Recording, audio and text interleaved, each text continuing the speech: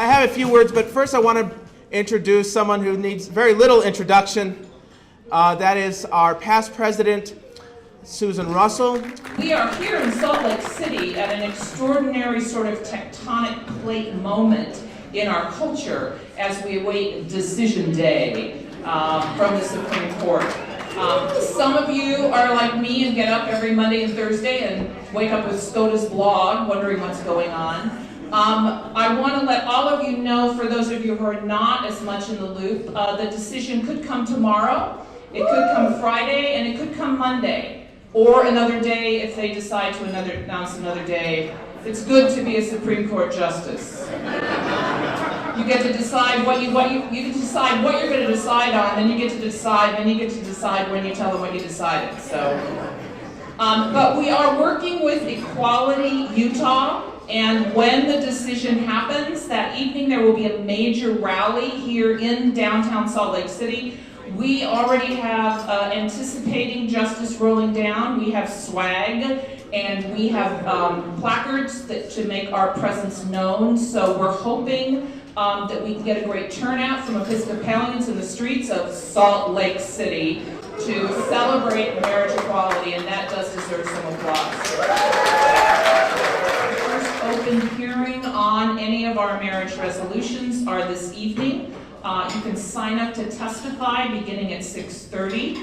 The hearing will start at 7. It's in room 155 in the Convention Center, 155E and F. The resolutions we're hearing tonight are primarily the more generic, calling the Episcopal Church to do whatever necessary to provide equal access to holy matrimony for all couples. So this is the hearing where the stories matter, why it matters to you as a straight person, as a gay person, as a single person, as a widowed person, as a bishop, as a priest. Why do you care that the Episcopal Church does this? You'll have 2 minutes to speak, and I think frankly, strategically, we'd like to give them a really good dose of good energy to move forward. The next 2 nights will be further open hearings, tomorrow night on the canonical questions, and Friday night on the liturgical questions. Those are the ones that are going to go a little more in the weeds. If you've ever been at canonical or liturgical weeds, you know what I'm talking about. So if you are an expert or have strong, smart opinions on those, I encourage you to go and sign up for those as well. Our mantra has been, let our yes be yes, Matthew 5:37. I don't know a lot of them, but I know that one. That one came to me about 6 months ago, and we started using it as our verse, our Bible verse. And when I heard those words coming out of bishops in the committee this morning, and when I heard those words coming out of the chair of the committee this morning, my heart leapt. And I was deeply delighted by all of our candidates this afternoon for presiding bishop. We're so blessed to have such strong, faithful voices. And I'm going to quote one of them, and that one's Michael Curry. And when I heard Michael say what he said about Billy Sunday, that if the Episcopal Church ever woke up, the rest of Christendom better watch out. And this is an Acts moment, this is an Exodus moment, this is a gospel moment where we can wake the church up by ending the inclusion wars and moving us forward into God's future. As a people committed to talking about who will come if we talk about Jesus and God's inclusive love, not who might leave if we welcome everybody. And we have the power to make that happen. We have the opportunity to make that happen. And we have the responsibility to make that happen here. Last summer, we were in Kansas City at a gathering of ecumenical and Anglican partners talking about marriage and same-sex marriage. And one of our colleagues from the UK, a priest, said to me he hoped that the American church would learn from the mistakes of the Church of England. Learn from the mistakes that the Church of England made on the ordination of women. And what he said to me was, in order to win the peace, you have to have the courage to end the war. Okay? So this is the point where we stop the war. This is the point where we start to win the peace, and it will be because of you. Love you all madly. Deeply, deeply grateful for the privilege of doing this work and the opportunity to proclaim God's inclusive love to absolutely freaking everybody. With that, let me give you back to Mr. President. There are a number of resolutions that Trans-Episcopal is focusing on tracking. I just want to lift up two for you. We just got the numbers of them today, so I cannot tell you what the hearing times will be, but I can tell you what the numbers are. They're DO36 and DO37. We're really excited about them. Both of these have been generated out of pastoral, concrete contexts in which trans people are living and moving and having our being in our beloved church. The first one, DO36, calls for a name change liturgy that already is in the resource called Changes to be incorporated in the proposed expansion of the Book of Vocational Services, about which there was a hearing earlier today, the larger Book of Vocational Services expansion. We're really excited to piggyback on that proposal and to call for that resource to be incorporated into that expansion because, my goodness, trans people are in our congregations, we are finding our way, and it's an incredible thing to be able to come into the midst of the congregation and be named and name yourself and have that profoundly spiritual dimension of who you are be affirmed and lifted up in the congregation. So that's what this is.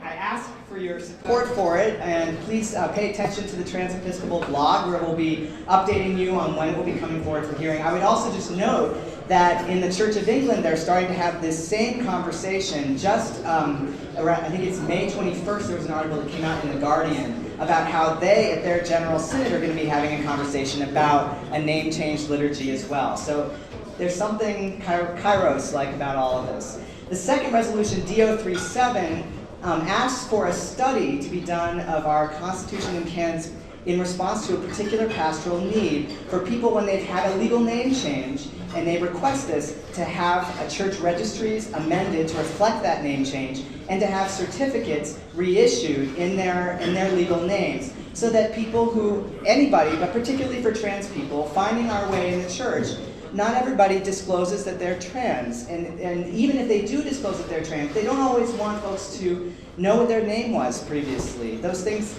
don't necessarily go together. So the ability for people to have their baptismal certificate reissued, potentially, their confirmation certificate, potentially, their ordination certificate, potentially reissued, to reflect who they are. But we know that this is potentially a complex canonical matter, and we'd like to call the church to study it. So that's what that resolution is inviting us to do, and to do that study in consultation with several related groups, including trans people. So we're excited about that. We lift that up. We think and this is something that was generated out of questions that have come to me and to others for years, of people saying, how can we be supported in this way as we make our way in the church? So I'm excited that both of these resolutions are coming forward, and I invite you to support them, and please watch our blog for more information as the hearings are scheduled. Thanks so much. I wanted to just point out the obvious thing we all have together in common, which is we're all pilgrims. And Integrity has been on this pilgrimage for 40 years now.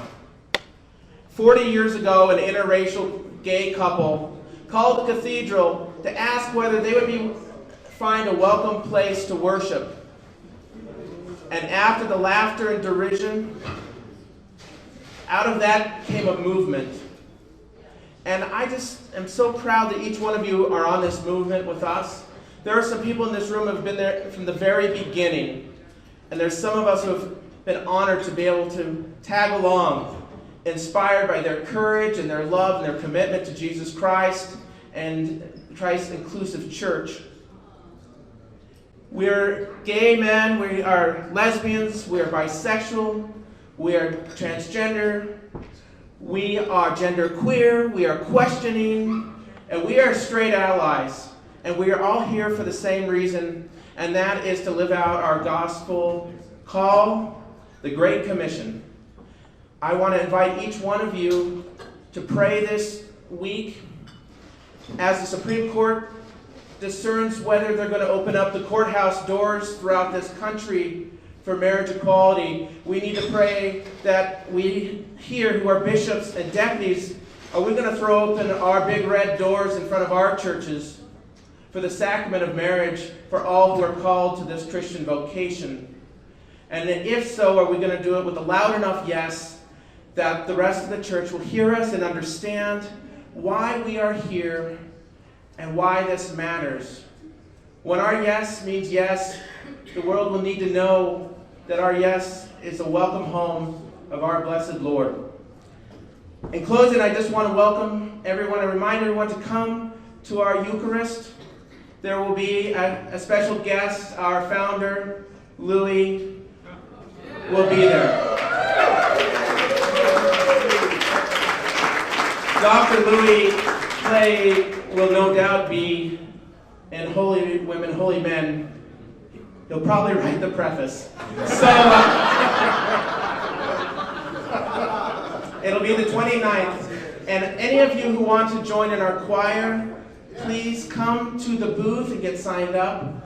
Those of you who want to usher or serve as Eucharistic ministers, those of you who just want to pray and be in communion, please be there and please pray this week that God's justice will happen here in Salt Lake City. Thank you very much. Enjoy. Bon appetit.